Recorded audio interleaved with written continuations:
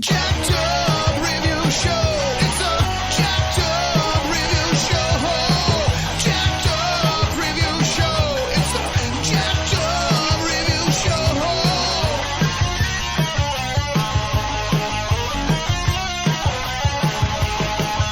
Join us as we cover many an insane movie and numerous cult TV phenomenons. Are you ready to get jacked up? Are you with us? Then listen on. Listener discretion is advised. It's a jacked up review show. It's a jacked up review show. Jacked up review show.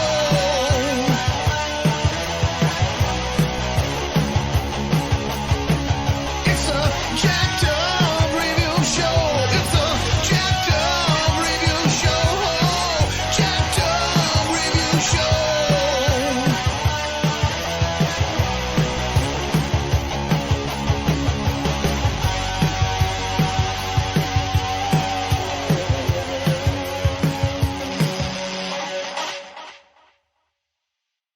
And welcome to the show. We got film buff and Brazilian Jiu-Jitsu coach David Wolf. Hey, how you doing, Kev? I'm great. How have you been, buddy? I've been great too. Thanks for having me on. It's good to finally, Anytime. get to talk with you. We've been, as we discussed in the production meeting, we've been in the same groups for a long time. But this is the first time we've actually talked, which is cool. It was like every week we were just like, oh, man, this just came out. No way. Oh, man. So, that's right. Looking at the IMDb top 250. What a list! What a huge ass list. And it really is kind of interesting just seeing how many in here either just started out as cult hits back in the day and how many just, of course they were going to be on there. They won Best Picture for a reason. And then there were other ones where you're like, man, I never would have thought that anyone would be talking about these, but here we are. Yeah, it's a copy of this at their library. Or it's interesting to look at. I mean, just I don't know if there's like a rhyme or reason to it. Yeah, that's a good point because there are a bunch of Turkish and Indian films on here as well, and you're like, well, but where would I even be able to find that? I was shocked to see, because I really haven't looked at it in a while, and I see Parasite is, I think, 19 now. Mm-hmm. And, I mean, excellent movie, but 19 on the top 250, I don't know. I don't know. I wouldn't have it there. I could say that. And I thought it was a great movie. But, I was definitely, that was a surprise to me, in the top 20 to see Parasite there. It was not a giant bug movie. And it was a great movie, but I would never have thought top 20 in the IMDb top. But who knows? Maybe that's a recency bias. I don't know. Yeah, but would you like to start talking about number one? Oh well. Then we were talking about none other than the Shawshank Redemption. Without even looking. Now, I worked at a movie theater in 1994. I was in college because I worked in a movie theater and then I worked at a video store. I worked in a movie theater when Shawshank. It was great. Actually, the video store. See, the problem with the movie theater was that I was in college and the managers there were making a career in theater. So, So you basically had to lie, say, I don't have a secondary job. Yeah. It's not a conflict of interest. and it just, there were so many great perks, as in we got free movies for, we got 2 free passes, and then there were 2 passes where you paid $1 each. You got 4 tickets a day, except for Friday and Saturday nights. So, and they gave you unlimited popcorn. It was fantastic. But that's a digression. And anyway, Shawshank Redemption came out. Right, and this movie, no other movie while I worked in the theater, and I worked in a theater for several years, lasted a shorter period than the Shawshank Redemption. It was a gone. flop. Everyone was- acts like it was a hit. No, it was a very ho hum kind of release. And Flop might be understating the case. Like, this movie, if I sold 4 tickets to this movie in the 5 nights it played in the theater, like, I didn't even get a chance to see it. And people had, you know what? I think the first problem with this film is that people didn't know how to pronounce its title. Like, they said, Shankshaw, I got? Like, they're looking at it. Shaw. They had no, like, it's a Stephen King movie, but it's not a horror movie. It did not have an audience at all. I don't think they promoted it correctly either. But yeah, like you said, this movie, it bombed on its initial run. Like, it found an audience. 25 million in the videotape. budget, just 727,000 open weekend. Jesus.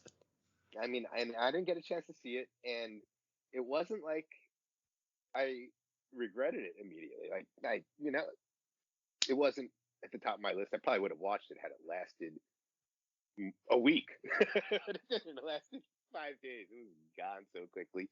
But then I did see it, and yeah, it's an enjoyable. It plays weirdly- pretty commonly on AMC and FX and TNT.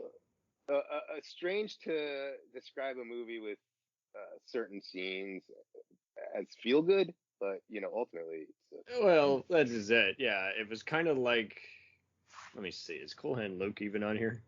I think it was just trying to do something like that. And I saw Birdman of Alcatraz not too long ago, I think about 2 years ago.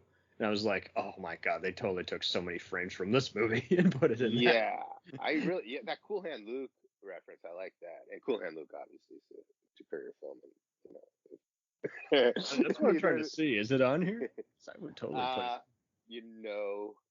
It's not in the top 250. Then, Well, that's I'm going to make the controversial decision and replace Shawshank with Cool Hand Luke. Cool Hand Luke. There's something about Cool Hand where, again, just the casting just phenomenal, and just you really absolutely. It spends so much time showing that everyone get comfortable with each other, and there's no real even dilemma with who will survive the prison. Personally, I think you need a little more of a show like Oz to just kind of flesh out who's going to try and kill who, what area of the week. And it's like Luke just gets down to how's he going to get out, and how's he going to get away. And ultimately, I mean, Luke has the ending that's. Yeah, it's a sad ending, and yet you kind of feel good because he's technically free. He is. It's just so surreal. It's got that Christ-like thing going on at the end of that movie, and it's a better ending than Shawshank's. Although Shawshank's might. Yeah, because Shawshank, you remember Morgan Freeman's speech, but I can't say I remember any other element other than just the typical, someone's gonna get sent to the death chair, or yeah. Get executed by evil Clancy Brown. Oh God! But I mean, I like Shawshank Redemption. It's a fun movie, but I don't. Yeah. When I saw it, I was just like, I've seen it. I don't really need to see it again. Yeah, no, I haven't watched it in at least 10 years. And I'd be fine never seeing it again. And that's not how I feel about great. That's not how I feel about classic movies. Those are movies you can just watch endlessly. Hey, as one movie, I didn't go deep enough into the list, but I'll just bring it up now. Is Big Lebowski on this list?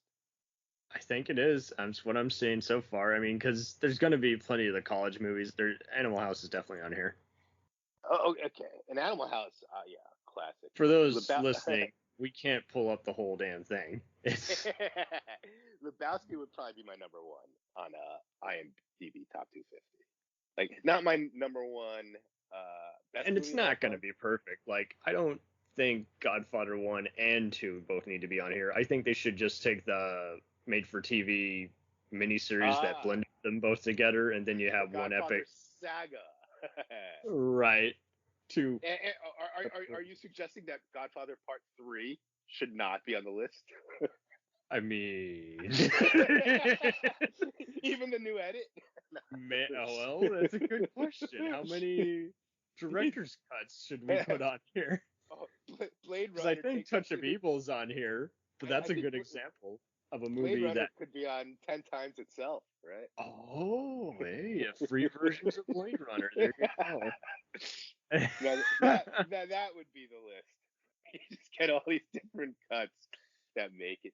But That would so be great. yeah, I think my number one movie for a list like this, as opposed to like a Sight and Sound. Oh, like my top movie of all time would be 2001: Space Odyssey, and and I would say like that's not going to appear high on a list like this because the vast majority of people probably find it very boring. And, I'll let you know. I was doing a college film study class. Everyone has one, and it was so funny. Half the crowd was really digging it, and the other half were like, "I got to get on some drugs." oh my, yeah. I mean, Because some of them had seen it maybe when they were like a kid, but they didn't remember any of it, and others were just really having a love-hate relationship because they really loved the HAL 9000 portion. Then the rest, they're like, "What the fuck is going on?"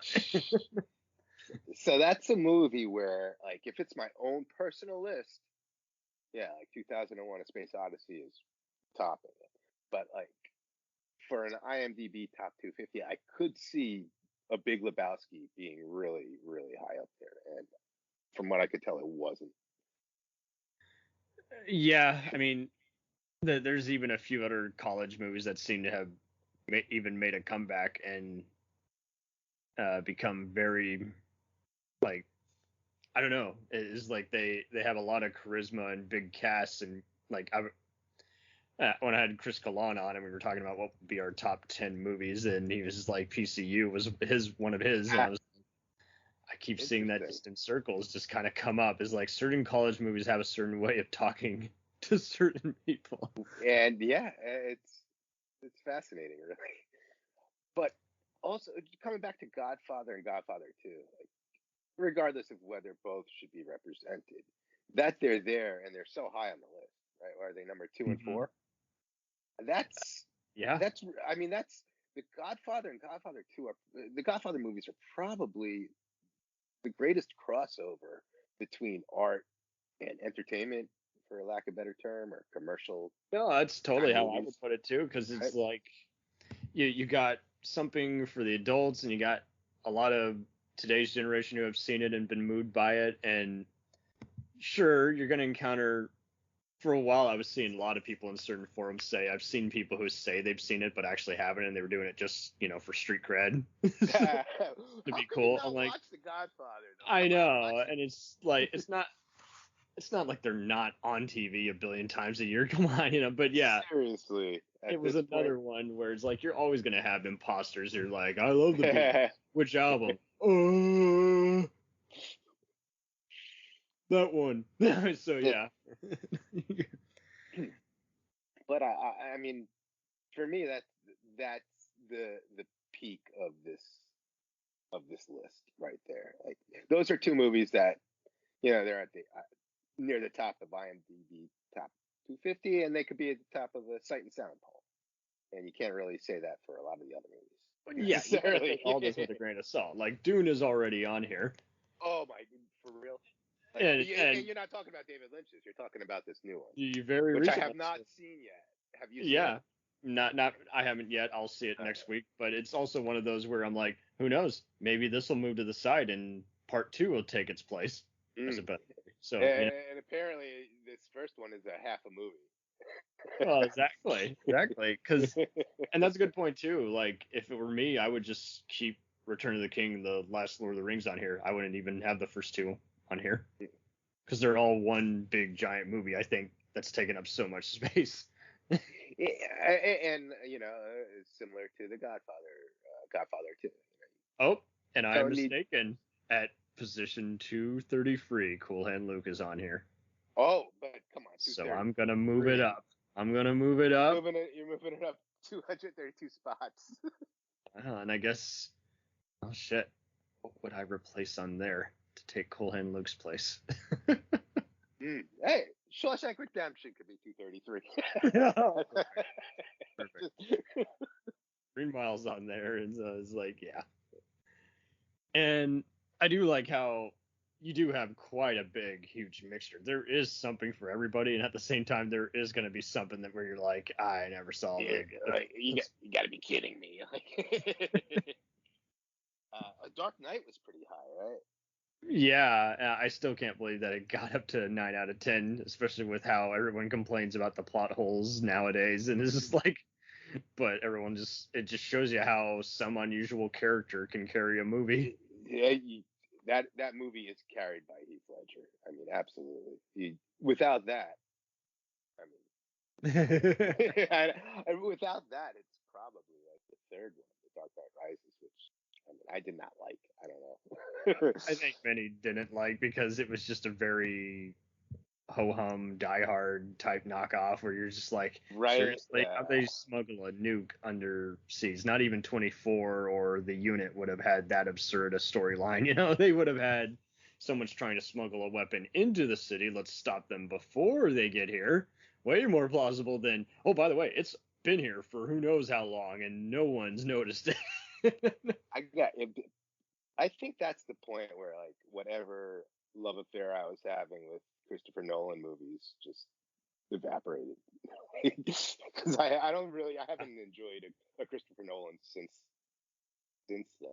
Yeah, because Interstellar's on there, and for a movie where everyone was complaining about the sound and the plotting, and that was another one where I'm like, there's so many other far more thoughtful sci-fi movies that follow the Forbidden Planet, book. Inception's on there too, right? High up. It's got to be. I think it is. I think it's pretty high up, which is. So I guess I'll replace Interstellar with Star Trek 6, The Undiscovered. Okay. They got part 2, and they definitely got First Contact on here, but we got to replace. I mean, yeah. When you got the follow the Berlin Wall symbolism, and you're using it to perfectly describe just a fun, very taut assassination thriller, I think that deserves some points. You're not going to get an argument from me on that. You get Interstellar out. Now, what's your take on some of the race car movies on here? Because, I mean, we got Ford versus Ferrari, and then we got Rush. Those movies bore me. Well, that's just like I think Mangold is a pretty competent action director, but I always just kind of am reminded of stuff he's inspired by. I never get his original voice. Not quite a race car movie, but French Connection. Oh, there you go. Perfect. Right? There you go, right? I don't really see Bullet on here, so how about I replace Rush with that? So that sounds good. I also, I don't bring up, since we're kind of discussing the top ones at this point, 12 Angry Men is on there, number 5, right? Yeah. That's an interesting one. I would not have suspected it being that high. Yeah, because you'd often see maybe the last 20 minutes on Turner Classic Movie with your mom and pop, and then it's just, it made me wonder how anyone caught on to it. I'm glad to see a lot of Sidney Lumet on here, but I'm also at the same time like, who would have seen it? Because it's on, but it's not on as much as Lawrence of Arabia or The Apartment. So you know when I first saw it though, and I was wondering if they still do this because I saw it in school, in middle school. You had high a school teacher. yeah. But I was wondering if maybe that's like how most people have seen it initially, because it's an older movie. Like I'm sure a bunch of them are going off of this list half the time saying, I got to show my class this. But I had a bunch. Well, yeah, but it's debatable because there was one time, I still have it somewhere on my desktop. Someone sent us a PDF of what they thought were like the 1001 best movies of all time, and there were a bunch of them on there where I was like, what in the hell? Like, I love Police Academy, but why is it on there? Oh my god. This is like, and another one was on there, I think it was Buckaroo Banzai, and I was like, yeah, no. I remember when that came out. Jesus. Well, I mean, 1,000 movies. A lot of movies. 1,000 movies. 1001. 1001. 1001.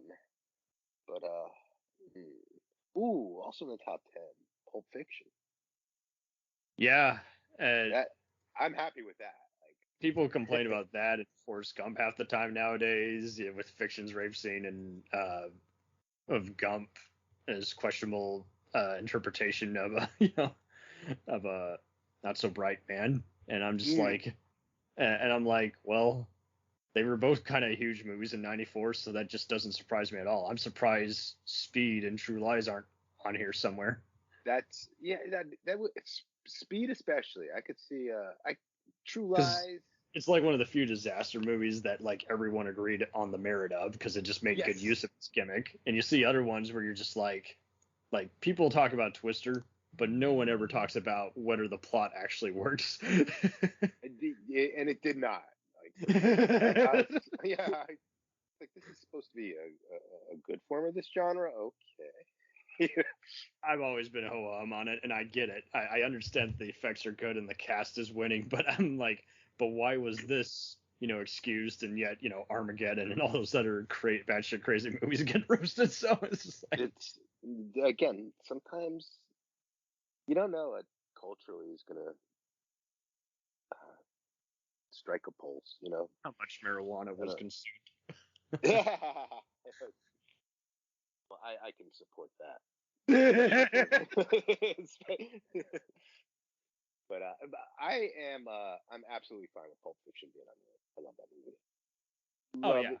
Love it since it came out. I was working at the theater when it came out. I have another good story about that Oh, perfect. because so 1992 Reservoir Dogs came out, and Yeah. my friend Bill, he was in film school at the time, and he had seen the movie, and he told me, "You have to see this film." Like, okay, and the title doesn't give you anything, right? So I see Reservoir Dogs, and I mean the opening scene is the like a virgin discussion. I was like, holy shit, because I'm 18 or whatever. I was like, this is amazing, and I loved it. I was like, oh my god, this movie is fantastic. I loved Reservoir Dogs. So when Pulp Fiction I think it was October '94. It was about to come out, and what we had at the theater, if you had posters or banners, the employees could request them, first come first served basis, and when they came down, you'd receive them. So we had this, I mean, wall-sized banner for Pulp Fiction with Uma Thurman on it, and this thing is gigantic. So, and no one has any idea who Quentin Tarantino is, what this movie is. I was the only one. I was like, I can't wait. Yes, I requested it. I was like, can I have this banner? I'm like, okay. So this thing comes down, manager gives it to me. And this was like a week before the movie came out. So the movie's a huge hit. And like a few weeks later, I'm getting counted as a cashier. He's counting me out. It's like, oh, dude, that Pulp Fiction banner? Hey, can we get that back? You're gonna be caught dead if you sneak out with that one again. We need it back. Kids. So I said, it's gone. I'm sorry, it's gone. I gave it to my friend. He's like, it's gone? I think it's gone. All I I don't remember, know how it got away. It's gone.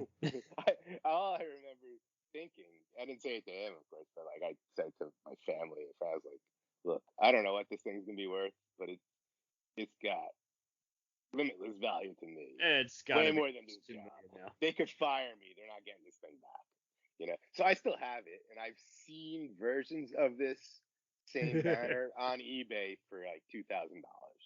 But I've never attempted to sell it. I do have a picture of it on my Facebook if you ever want to take it. The thing is gigantic.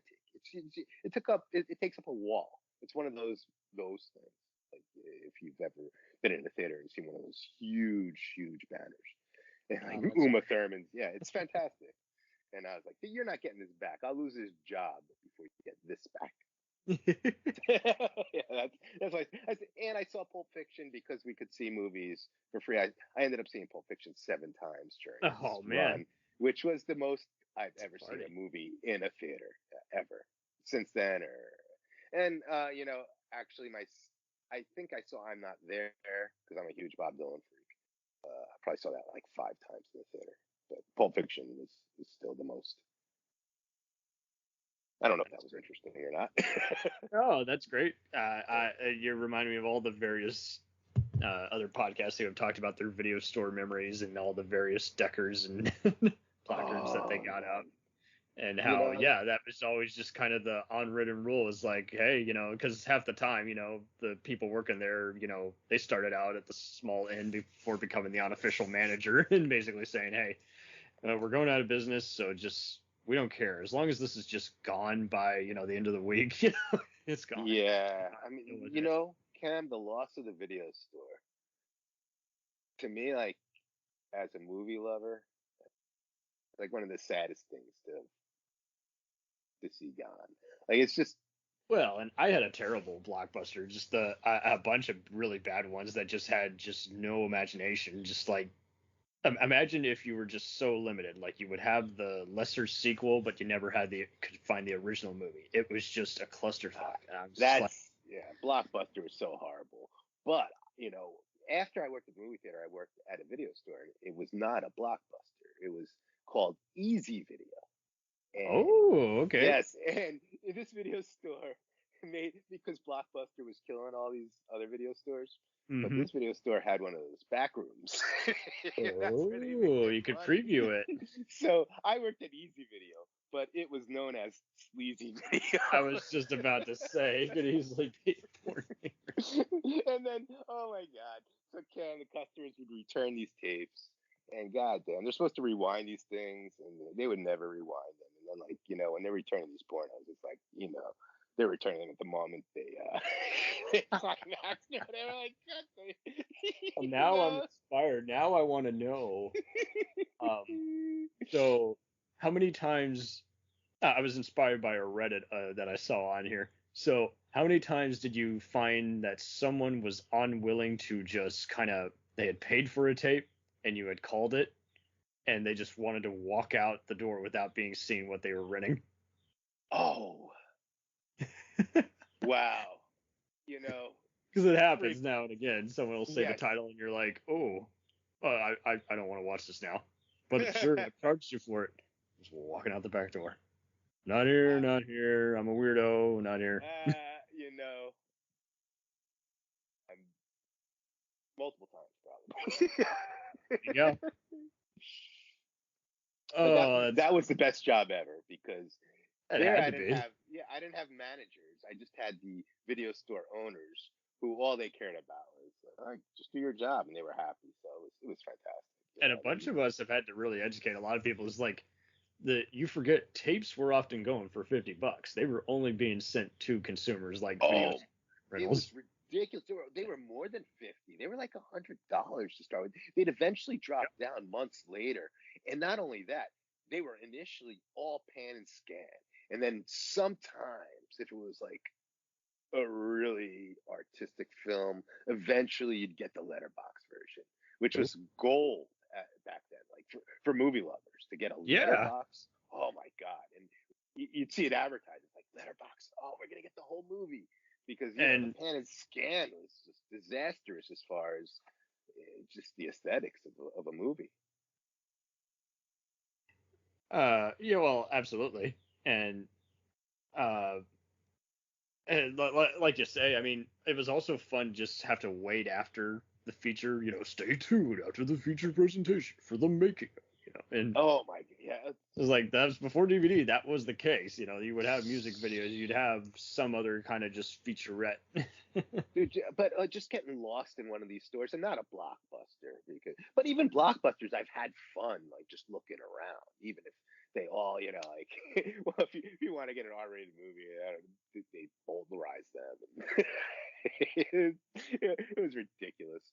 But just, like Friday night, you'd go and you just go to a video store. You wouldn't know what movie you're looking for necessarily. You just walk around and see what's there. And so those days casual. are gone. They're gone. And it's nothing like looking through Netflix catalog. It's not the same thing. It's just not the same. And even when they tried doing the online thing, that it also wasn't the same, because they had the huge library and they were the bigger one. They were basically the first one to be kind of monopolize it, but they didn't have any game plan. They didn't have any way of even making it like easier to kind of preview some of these movies. They should have done what iTunes did in the first, when they were first starting, where you could kind of stream the first, 10 seconds, Mm. It would have now if they were still around. I guarantee you they'd probably have something witty playing in the background on the TVs. They'd say, "How many of these top-ranked movies have you seen? Find out which store carries them." They would have done something pretty cool like that. I would bet money on. Yeah. Oh, at this point, for sure. Totally. But I took you on a digression again. No, that's great. Video I store think, days are so wonderful. Like, well, it's let the good makes times roll, man. nostalgia. It makes me sad that they're gone. Like more than so much is gone and so much has changed and technology has brought. We all miss them. Yeah.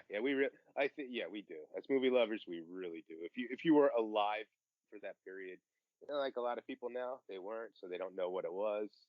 And maybe it looks like some type of archaic thing, just like when we were like younger and get what was around. And, when you start thinking about time, it's like 1990s, 30 years ago. Oh, totally. Yeah.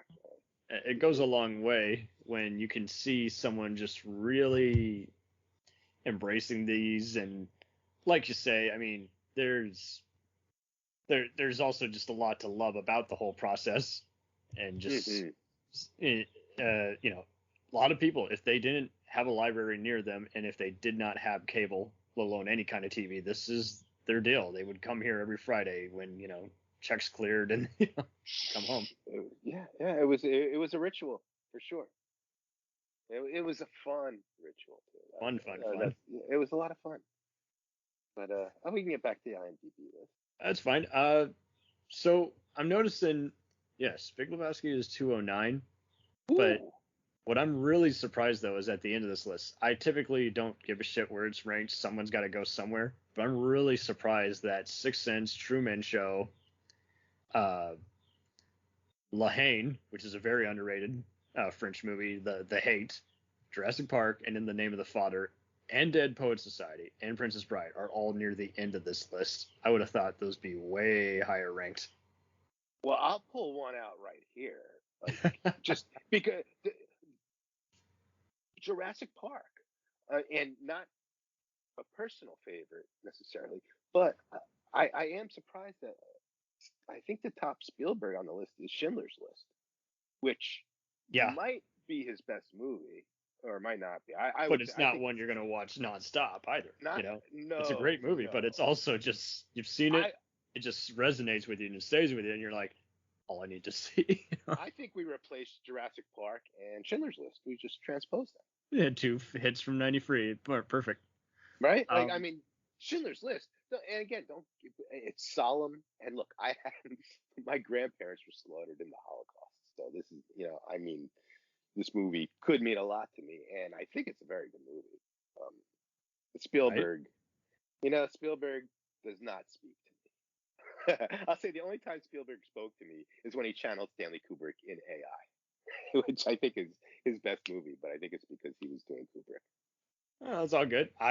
He speaks to me because of Empire of the Sun and Indiana Jones, but hard to, especially when I was a kid, Raiders and Indiana Jones, for sure. But I would think that those movies would be much higher on the list than they appear to be. Because I would, especially the Raiders film, like Schindler's List at number 8. I could see probably 10 other Spielbergs that I would have thought would be there before Schindler's List. From Jaws, E.T., Raiders, right? Oh God. I don't know. I think switching that with Jurassic Park, I think works because you brought that up. Yeah, but no, that's it. It is surprising to see. I mean, Saving Private Ryan's pretty good, but it's not for everyone. Saving a lot of these Private war Ryan, it had, it's an anti-climax. It's got that opening scene, and the rest of the movie. I think the opening scene is like, that's it. I don't know. Well, it was also, I have another story for Saving Private Ryan. In case, it's irrelevant now, but you know what I learned, and I should have known this going in. Not a good first date movie. Ooh. Not a good Well, first date and I movie. resaw The Deer Hunter, and a lot of people complain about the beginning. I love the beginning. I don't care for the last half. I don't need to know where Christopher Walken goes from here. I kind of feel like I know his story, so that's just like an excessive 40 minutes that, you know, I just want to know about De Niro's passion, where he's telling everyone, hey, I don't want to take the war home with me. Don't you guys go dicking around, playing around with guns on our, fishing trip, Yeah, Deer Hunter's an interesting one too. I feel like Deer Hunter's lost a lot of prestige over the last For whatever reason, it's 30 just years, you right? don't know if it's because it just could never be shown on regular cable, or if it really just is just too long to where just most people just tune out of it. I definitely rank it higher than Full Metal Jacket. I would not rank it as high as Platoon or Apocalypse Now, but to each their own. Like, Yeah. I'm surprised Black Hawk Down's not on here, but at the same time, I think it's a good action movie. I don't think it's a good drama. I found the documentary more interesting. I actually got to know the characters and tell them apart from one another. The movie did not work for me, so Because it was like at that point, everything had to have, the handheld, seen from perspective of it. And after a while, it did get old because it's like they were, it's kind of like the whole porn and even action and horror content versus substance argument. It's like, yes, I want to see blood and guts and tits, but I also want a good story. Yes, So, exactly. And then we got Hotel Rwanda on here. That's a really good movie.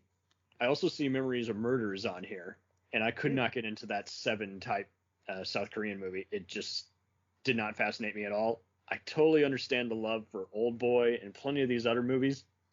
Don't understand Memories of Murder. So I'll tell you what, I'm going to replace that with Blood Diamond. Okay. Look, we are fixing this list. And what about No Country for Old Men? Should that be on there, or should A Simple Plan? All right. Well, the confession is the Coen brothers are my favorite working directors. So All right. you're always going to get Anton Chigurh. He's staying on there. No Country for Old Men, and that's one of my top Coens. There are very few Coen brothers movies I don't like. I think there's only one. It was probably the last one was Buster Scruggs. Oh, that was. I couldn't get into Hell Caesar.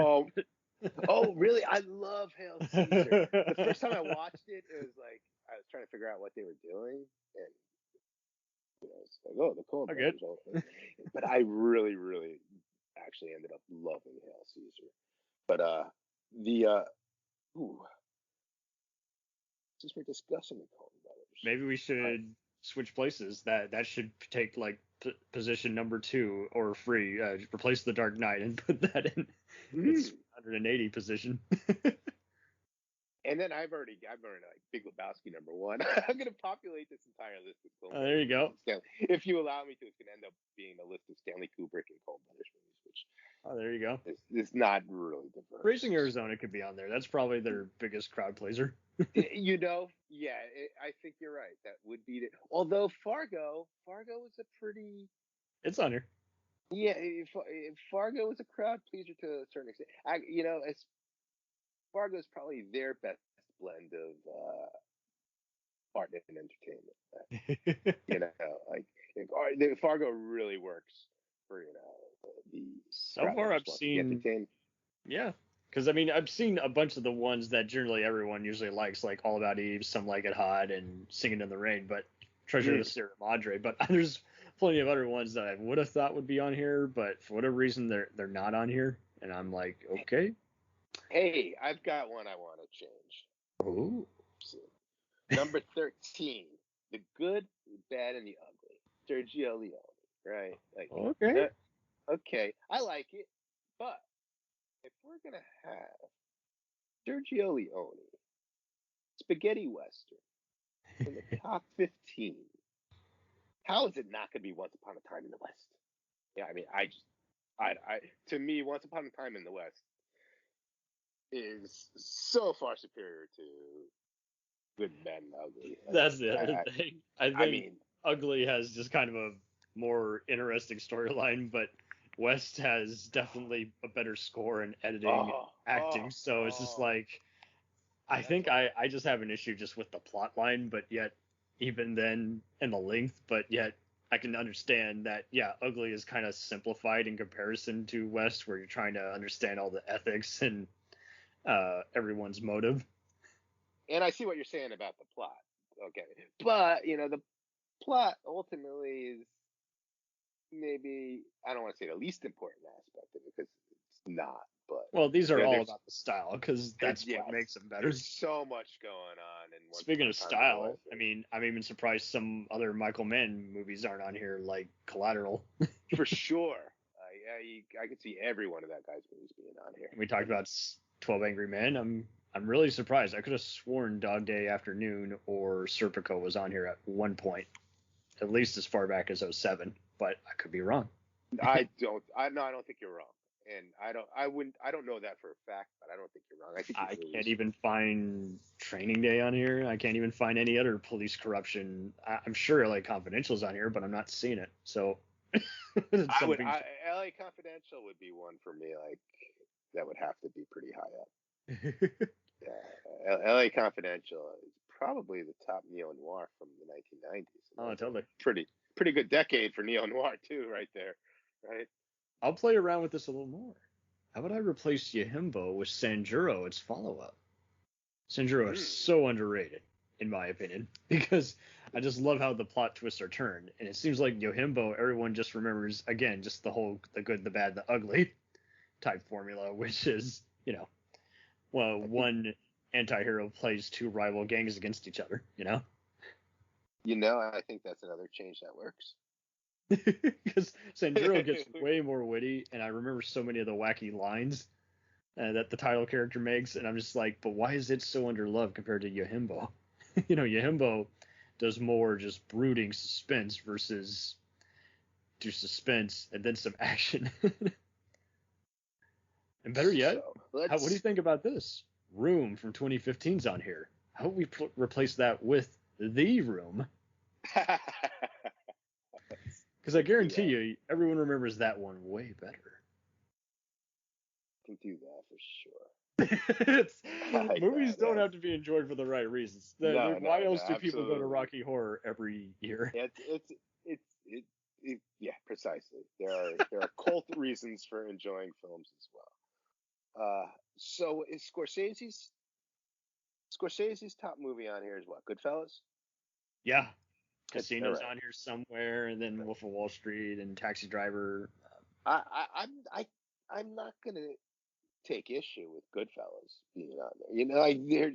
Another Scorsese's one. So groundbreaking, especially that rack focus shot in the cafeteria. It's just like, oh my god, that cinematographer suggested that, and they almost didn't go with it. I'm like, but that changes the whole focus of the movie. How his life is just kind of dissolving in front of him as he's being seduced by all this power and wealth. I do think Taxi Driver should be on really high. Higher. Yeah. Really, really high. I saw it in a film studies class, and it did hold up, but really the problem I had is I was really sick that week, and I still had to kind of go to class. I couldn't afford to, take a few days off. And so I was really just blown away by it and got a headache watching it again. And that's when I knew, man, definitely his most grittiest masterpiece still to this day, because it's like you got just a balls out just vigilante movie. Because at that time, let's be honest, exploitation movies were pretty. It's not an exploitation movie in my opinion, but it does hamper into that same kind of vigilante. Any lesser person to be a B movie, and it just showed you could show the crime underworld of New York, as opposed to making it all Death Wish like, where it's like someone's getting raped. Scorsese's got a flair for presenting that type of material. He and Paul Schrader raises it. Get back together instead of going off on their own and fighting all these studio battles. So, and I'm also seeing Star Wars Episode 5, Empire Strikes Back is the. It's probably what Star Wars really need. I don't think you need Return of the Jedi, Revenge of the Sith, or the certainly original. Don't. No, but do you need the? You don't need the original New Hope. That's a good question, because I mean, it's it's kind of an groundbreaking. accidental success, and yet we remember so much about it, and yet Empire was just so polished. I know Yeah. that's popular to say, but really, I mean, I know Empire was onto something when it was kind of not my most favorite growing up, but I rectified it. I kept watching all of them nonstop. I'm like, Empire is just a more mature movie. Just seeing again, It's the better movie, but is it the more important movie and because it significant? doesn't leave definitely doesn't leave you with hope, and yet at the same time, Nah. I mean, I don't know.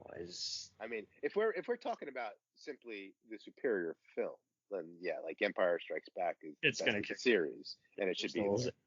But I'm thinking that an IMDb 250 list, I think just because of its impact, I think Star Wars should be there. I actually think Jaws should be there too.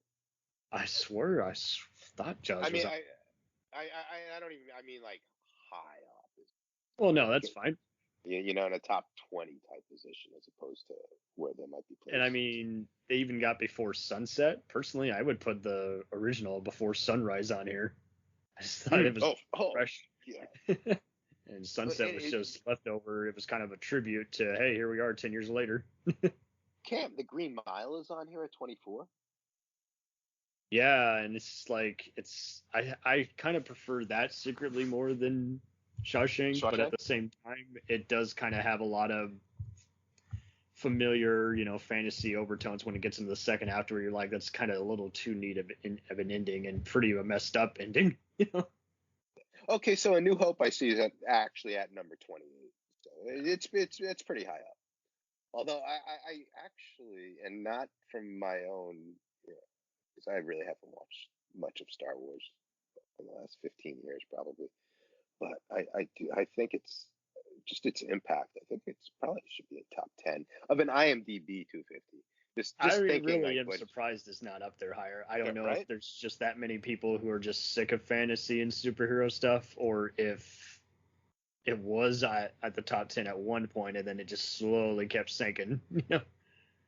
Yeah, and I don't know either. Like The Great Escape.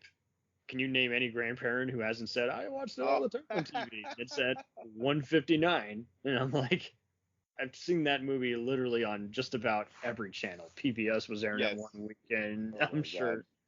From the The time Monty I was Python's little. on here, the Holy Grail. I'm like, oh, baby.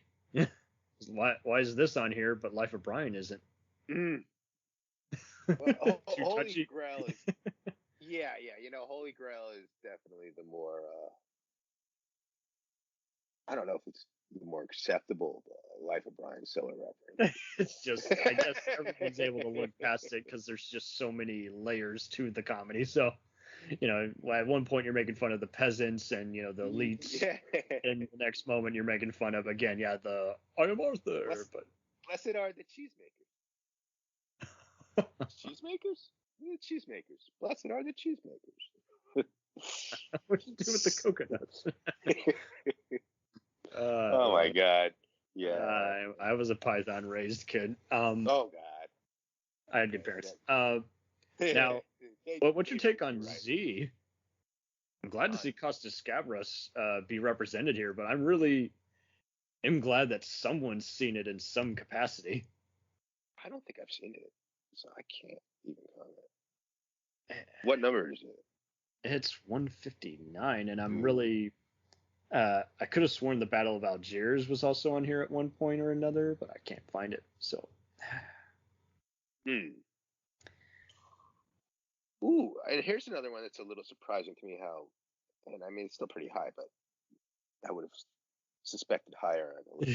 Back to the Future is number 45, and I would have thought that would be higher. I mean, that's where I was really pleased about the list. They didn't go overboard with sequels like that. You're like, just stick with the original. It was wrapped up. It was perfect. The others, you can like them or hate them, but they were just filling, and this was the substance. Now, unfortunately, I have seen it many times, so I've seen it one too many times to where it doesn't really affect me anymore, but I'm not going to deny that it is a very pop culture significant movie, Yeah. And the last time I tried watching it, I don't think I finished it. So It was one of those where there are way too many commercials during every other airing of it. It's like ABC Family and TNT would show it out the wazoo. I'm like, what? here's an interesting thing, and we're going to be discussing this, I think, tomorrow. The Departed's pretty high up for Yeah, and Infernal Affairs isn't on here at all. Yeah, which we'll I'm discuss really in surprised detail. that there's not more Hong Kong stuff on here because they do have some great set designs and shots, and you would think some of them would be on here, like at least Hard Boiled by John Woo. And I would expect to see some something maybe like Enter the Dragon from Bruce Lee. I am really surprised. I swear it was also on here at least as far back as 06, and it's not on here. I'm like, Yeah. and And don't he's get me still wrong. popular. He's still popular. That's Well, yeah, and at least Chinese Connection or something. Can that replace Gone with the Wind? well, and and this is, we're just going from movie to movie, but I'm seeing what Casablanca is number 50. I would think Casablanca must have been top 10. And final top 250 is The General, Charlie Chaplin. Oh wow. No, Buster Keaton. What the fuck, Cam? Why you getting the physical comedians mixed up? No, but it's like Buster Keaton's The General. I mean, out of all the 20s movies, that's definitely the most engaging one I've seen. That might be damning it with faint praise, but I sometimes have a little bit of a rough time with Oh no, 20s and silence movies are not an easy go around. I mean, I was more of the Laurel and Hardy group where at least you were getting the punchline after seeing the gag, so that I instantly took to stuff like that, being raised on that. I think Hamilton is here at number 53. Yeah, and I mean, it really is a good musical, but there were some brief moments where I'm like, yeah, they're doing a good job of trying to make it look theatrical, but I'm still seeing parts of the stage I shouldn't see. But it's a good musical, so it's It's a good musical, but is it a movie that? Yeah, especially when it's number 53. And not to be a jerk, but I think anything made directly for streaming, that still technically counts as like made for TV, direct to video. So I'm like, yeah, there's good ones. Don't get me wrong, Deadwood the movie is a great western. I'm not going to put it in the top 250. Yeah, exactly. I love plenty of other movie spin-offs of popular shows like 24, Star Trek, and Babylon 5, but some of those are unfortunately just extended TV episodes, so I'm not, again, they don't belong on there as awesome as they are. Now I guess maybe to really wrap this up, how about I tempt you with this? Does Orson Welles' The Third Man belong on there, or does Touch of Evil? I'm going to tell you Touch of Evil. Because I think Touch of Evil is Orson Welles' best movie. I could have sworn it was on here, and it's not on here. That's and The Third Man's not. I mean, maybe he directed a lot of it. Maybe I can replace The Dark Knight with Touch of Evil. I do that in a second. Because I mean, it would not exist. I'd replace Shawshank Redemption with the original, unseen by anyone probably alive at this point, Magnificent Ambersons, which they're still searching for in Brazil as we speak. And if they find that, I think we'll have to rethink everything about film. Because I have a feeling that will be Orson Welles' best movie. There I mean, you go. it already is. Do you like Magnificent Ambersons? What are your thoughts on that? Uh-oh. The laughter. Did I see that one? Oh, you might not have seen it. Okay. I thought I saw it. Did I see it? Did I? Check it out. I mean, it's unfortunately they mutilated it. Orson Welles was doing some other things. He probably not paying attention. Ooh. So watch it. I don't have too great a rating. I would definitely check it out. The first 30 minutes, and it's only 90 minutes because they chop this thing up. But the first 30 minutes, incredible. I would say it's the most beautiful film, at least that initial first 30 minutes. Uh, that and Barry Lyndon, perhaps, to me, as far as Ooh, just the photography. It's just gorgeous. Brendan is beautiful to look at. Could I put in? It's not a Kubrick film. Kubrick inspired. I mean, Tartowski's Stalker's on here. I'm really surprised the original Solaris isn't on here as well. That is surprising. Now, I was Definitely mistaken. Life of Brian is on here at 229. So It's hardly on there. That's just, if you're number 229, you're hardly on this. Like, the Life of Brian should not be too. There are not 228 movies that should be ahead of Life of Brian. You cannot name these films. I mean, they're here, but like we can go through them and throw out most of them. Discard most. discard. So Paris, You know- Texas is on here. Can I replace that with A Few Good Men? Yes. I saw Paris, Texas, and the acting and directing was fine. It did not stick with me. As much as I love Harry Dean Stanton, the hard ass that he is. As much as I love Sam Shepard as a writer, director, and an actor. I'm with you. And I would like to I'd like to raise the ranking for Eternal Sunshine of the Spotless Mind. Okay. Which is number 88. I think it deserves that. I think It's that might definitely be. well carried by Winslet and Carey, and just I love very that on-scene movie. performances. It's like you've never seen him like this before. No.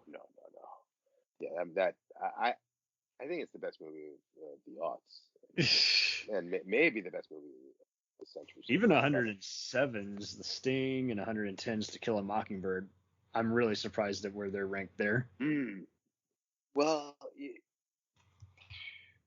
yeah, Mockingbird especially, because Sting, I could see, like, Sting won Best Picture, but it's kind of lost its luster among, anyone who's probably not of that age.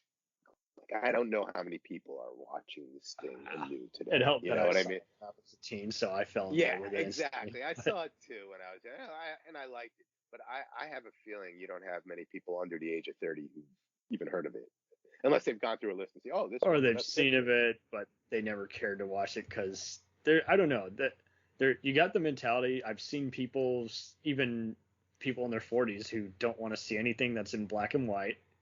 Yes. Oh I've seen God. people like that who do the whole subtitles, black and white argument. Then I'm seeing other people, they don't want to see anything that's like older than like 1975. And I'm like, are you for real? It's like, yeah. I mean, I don't want to watch black and white. Some of the best movies of all time are black and white. I mean, I take any kind of movie. I mean, North by Northwest and Lawrence of Arabia, I would put as number one on here, period. But I also know there's plenty who just find Arabia boring for whatever reason, and I don't know, they haven't seen North by Northwest, even though it's like the king of the spy movies. And that would be surprising how many people haven't seen it, because Hitchcock is still fairly popular. Oh, totally. I would make one more suggestion. I know you probably want to move on from the IMDb, but I would switch. I would change Scarface 1983, which is a bloated movie that doesn't do a whole lot for me. It's a party movie, but it's definitely not top movie. 250. And I'm replacing it with the original Scarface, which is a fantastic movie. There you go. Scarface 1933. And have I noticed, is M on here? From Fritz M Lang? is on here. Yeah. I forgot what place, but I saw it on here. I was glad to see Das Boot on here, but I was also disappointed that there wasn't any Red October or Crimson Tide. Oh. I got Submarine movies, baby. Yeah, but I gotta tell you, because when I was at the theater, there's one more story from the movie theater. This is a good one. I can't wait. I used to have some fun with the customers, because if we had a movie playing on two different screens, it would say A and B. So we had like Crimson Tide, I think was the movie that came out. It was one of the Tom Clancy movies, and it was Crimson Tide A and Crimson Tide B. So they asked what's the difference between A and B. I said, oh, in A Russia blows up, and in B America blows up. And they're like, what?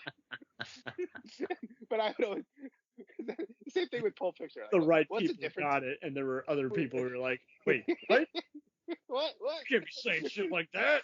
We had We're Pulp gonna blow it up, Fiction, that Bruce ain't cool. Willis. It was like Pulp Fiction on one said Bruce Willis, and Pulp Fiction B said John Travolta. So like, what's the difference? I was like, well, some people prefer the Bruce Willis version, and some prefer the John Travolta one. Oh my god, I had some fun at the time. Yeah. That's great. So Shutter Island is on here. Oh, Shitter Island. Yeah. Shitter Island. Shitty Not a good Island. What a Scorsese movie. garbage movie. I'm Oh, gonna don't replace that with one of Mike Flanagan's movies. Oh my! How about you Doctor bring in- Strange? Not Doctor Strange. Doctor Sleep. What the fuck, Cam? You know what? I'm gonna even like. I think Oculus is his best. Oh, I'll back you on that. I saw that in the theater, and I was a fan for life. I'm like, this Yes. guy is gonna This go guy's some. incredible, right? The best Hey. horror director working today. He Mike understands Flanagan. psychology. He understands to grip Oh. you, and he understands just. And he understands giving you an ending that's not a Hollywood ending. It's And like, even if you see it, you want to go back and watch it. You're like, Oh, whoa. It's just like, because Cam, you anyone just else named would just do a Final Destination cheap trick kind of thing, and it's like, no, that doesn't Absolutely. work after a while. It won't hold up. And he does make me want to rewatch his movies because I'm like, Oh, absolutely. Yes, he's incredible. Yeah, no, I am a big Mike Flanagan fan. I think he's the best working horror director today. One of the best of all time, based on his output already. he clearly loves movies, and Oh. he also knows how to do it without just seeming like he's doing homages to other things or just becoming the sequel guy who's got to attach himself to a Halloween or Star Wars type sequel. It's like, And, no and need. that sequel he did was for that one movie. He didn't do the original. Was it The Conjuring? What was it, Conjuring 2? He did a franchise sequel. I know the And one.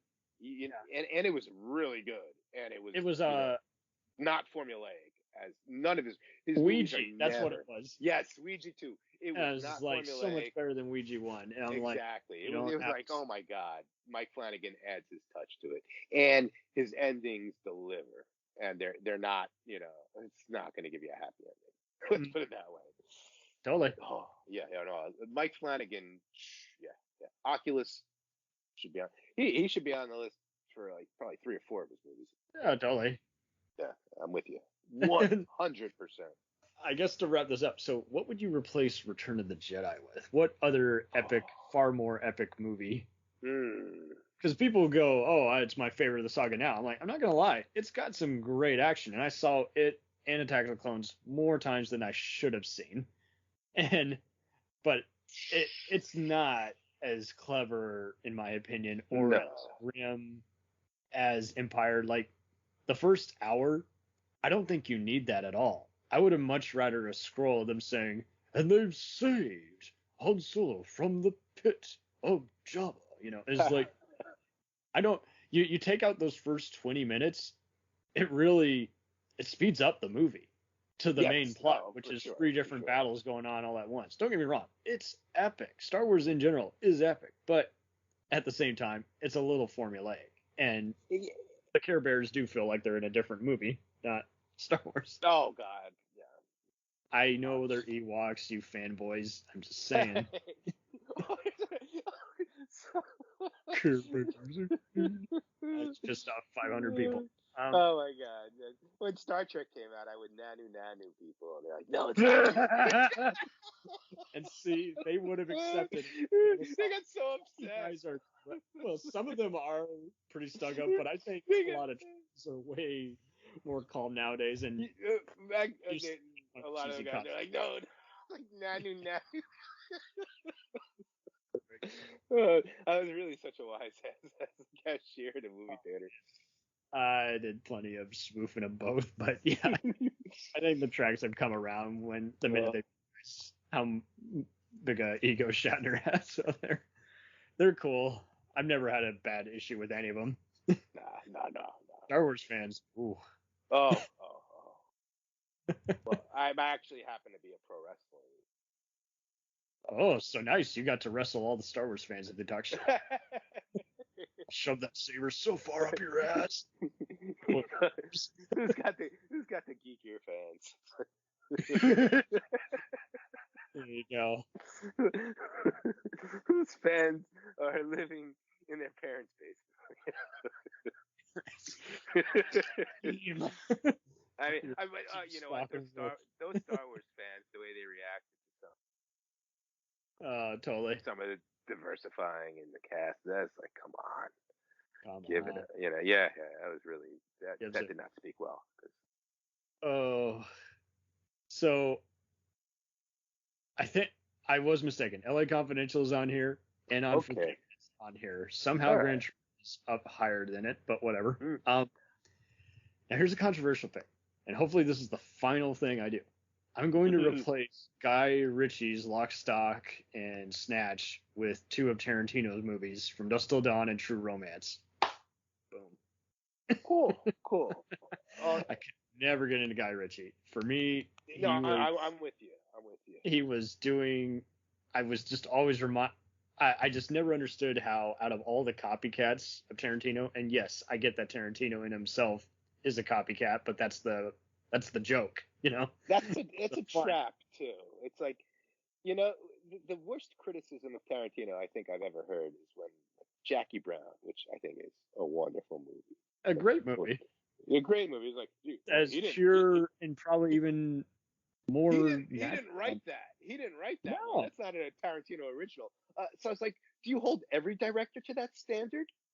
It's like, yeah, people act like anything is lesser or not as good when someone steps outside of their department. It's just like, well, I see a lot of people quoting True Romance, and Tony Scott did one hell of a job adapting that Tarantino thing, because he's not all different in terms of the one scene in True Romance, which is such a politically incorrect scene, and you know exactly which I'm referring to already. Even better, we got to have politically incorrect movies on here. That scene is extraordinary. Oh, Christopher Walken. Oh my God. One hell of a speech, and acting Lord. alongside Dennis Hopper, who's very understated role. That is one of the greatest scenes in film history, in my opinion. Which, you know, take it for what it is. But that's just unbelievable work. Right? Totally. But I really like that placement of True Romance. That's not something I was thinking of. From Dusk Till Dawn, I'm not as big on. Okay. You know, but I am big on replacing Guy Ritchie with Quentin Tarantino. So. I mean, Boondock Saints, I could have sworn was a big hit, but for whatever reason, a lot of people kind of stopped liking it when they found out that the main filmmaker was just such a dick. So I guess. Yeah, it's another thing too, you guys. But it's another one. Art from artists. You know, it's like, well, okay, that's what we doing? Roman Polanski. You know. That's a good contrast, and I mean, I'm sure if this was a different time, his most latest movie that won all the French Oscars would probably be on here somewhere. Like, there's this movie I haven't even heard of that's like from Spain or some shit called Claus. It's a Santa Claus animation. Never even heard of it. And I'm like, can I replace that with Rebel Without a Cause? Because I've never even heard of this. I will likely never see it, and I can already tell you I'm sorry, cartoons don't speak to me as much. If I'm going to put on any cartoon movie, or maybe just kind of kid-friendly movie, put on the first Muppet movie or something. You know, just put a general crowd pleaser that, I don't know, really takes you to the imagination land, as opposed to, that was really cool CGI animation, you know. That I won't remember. I can't really think of a cartoon movie that I would have on my There's plenty list. of Pixar and DreamWorks here, but yeah, for a general... As far as series go, though, The Simpsons, to me, early Simpsons was that's the a best good thing on television at the time. Yeah. It's definitely on there. And the Simpsons movie is pretty good, too, although it's not nearly as good as the classic seasons of The Simpsons from, like, 94 through 98 or 99. You know, those are just, oh, God. Right? Cutting edge stuff. Yeah. Edge. Oh, hell. So Hacksaw Ridge is on here. Where does that rank for you as a war movie? Because I don't remember anything. Cam, I don't think I've seen it.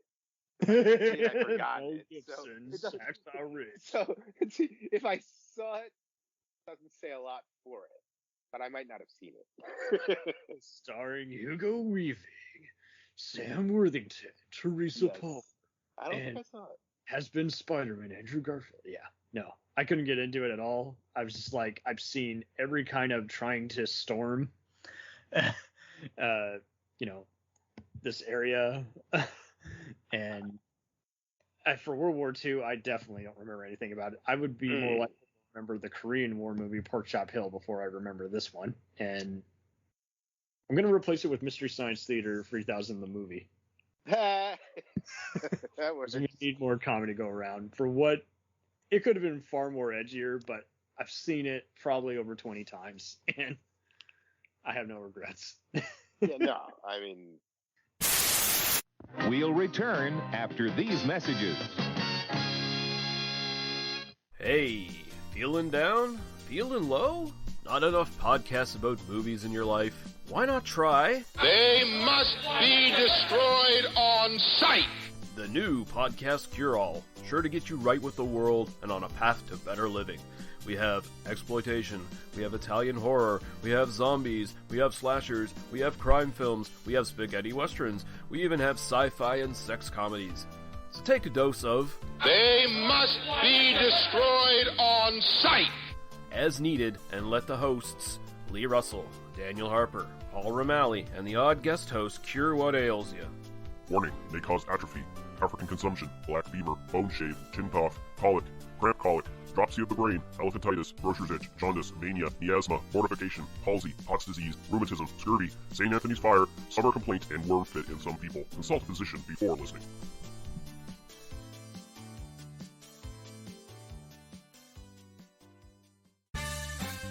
Did you ever see a film at such a young age it left you traumatized with cinematic wounds? Necrophilia. It's a dead issue, man. Don't push it. Cinema Psyops is a weekly podcast documenting an ongoing experiment on the mind of an unwilling test subject. No one should have to watch this movie. Oh, no one should have to watch this? No one should have to watch this movie. Surprisingly, it's not a topic that a lot of people really want to tackle. I'm shocked, prudes, I know, really. right? It's the next sexual frontier that no one wants to explore. I am, in the most sincerest of senses, disappointed in you. It takes a powerful goddess like Connie, jam her arm down the monster's throat and kill it. Oh, I'm still tripping out over that. Even as a kid, I was like, I gotta find a girl like that. Every week, I get a new look of disappointment that I never thought I could get out of me.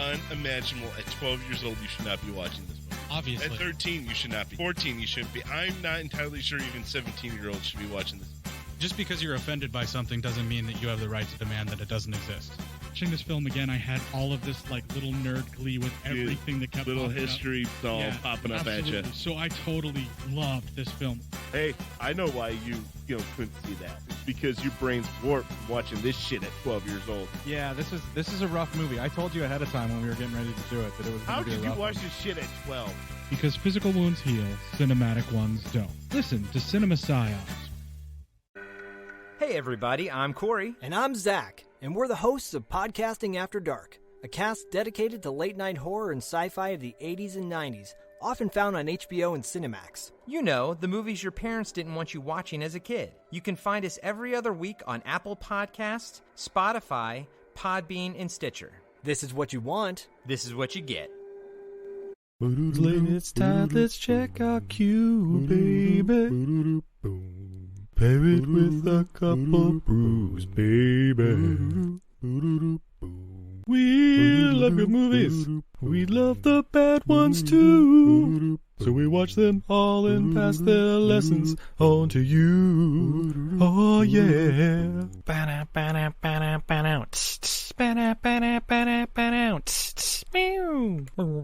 Everything I learned from movies helps to make life a little bit groovy. With a one-last plot holes of gratuitous movies.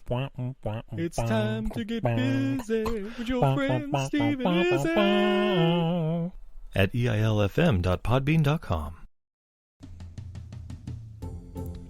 Welcome to Who Was She podcast. I am your host, Tara Jabari. After a decade working in documentaries, marketing, and all things digital media, I found that podcasting is a strong medium to share stories. After years of producing for others, I decided to start my own biographical podcast. Who Was She will focus on the life of a woman throughout Baha'i history. The first season is about Lydia Zamenhof. Lydia's story explores the subjects of the power of language and faith. Her father invented the universal language Esperanto, and she came from a Jewish family and became a Baha'i. She grew up during World War I and was killed during World War II in a concentration camp, despite heroic efforts to save her life. How can one person's life intersect with so many others, connect across borders, and inspire a biography which inspired this podcast? Over the next few weeks, I will share her story with you and the lives that were most affected by her and those who affected her life as well. They include her father, Ludwig Zamenhof, her spiritual mother, American journalist Martha Root, and the Baha'i German soldier Fritz Mako, who worked for the resistance undercover while having to serve the Nazi Party. I want to thank the author Wendy Heller and George Ronald Publishing for their blessing to let me use Heller's biography, Lydia, The Life of Lydia Zamenhof, Daughter of Esperanto, as a main and instrumental resource for this podcast. So please subscribe and learn about this amazing woman who traveled through 3 continents in an effort to bring unity through the power of language. You can also find more information on our Instagram, Facebook, and Pinterest at Who Was She Podcast. Music was composed and performed by Sam Red. I am your host, Tara Jabari. Join us next time as we begin our journey about Lydia Zamenhof.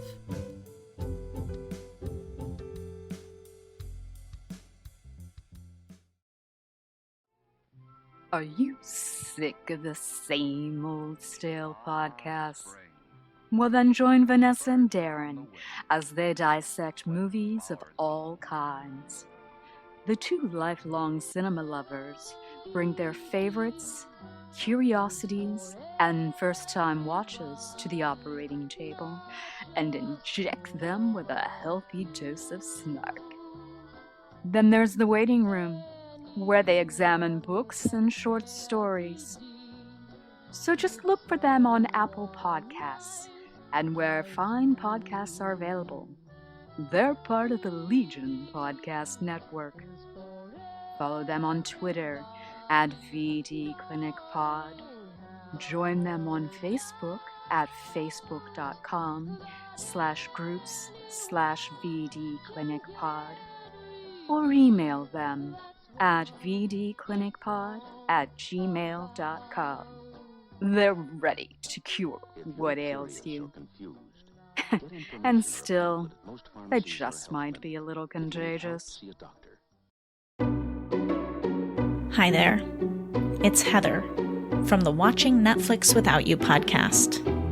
Did you know that there are over 1,200 Netflix original feature films and documentaries? And that number is only growing. So I've made it my mission to watch as many as I possibly can. Then, with a delightful guest or guests, disclaimer, more often than not my brother Ryan, we spend an episode rating, reviewing, and discussing a film at length. The first half of every episode is spoiler-free for those who haven't seen it yet, and in the second half, after a very clear spoiler warning, we dive into it.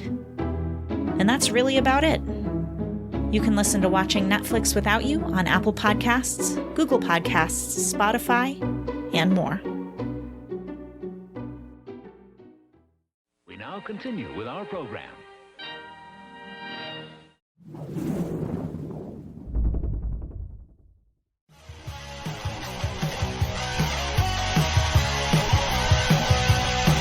Follow us on the web on Facebook, Twitter, and Instagram. The podcast is available on Podbean, Spotify, iHeartRadio, Anchor, Apple, and anywhere else podcasts are available. Feel free to review our show and leave comments on any of those sites. Thanks a million for listening. It's a jacked up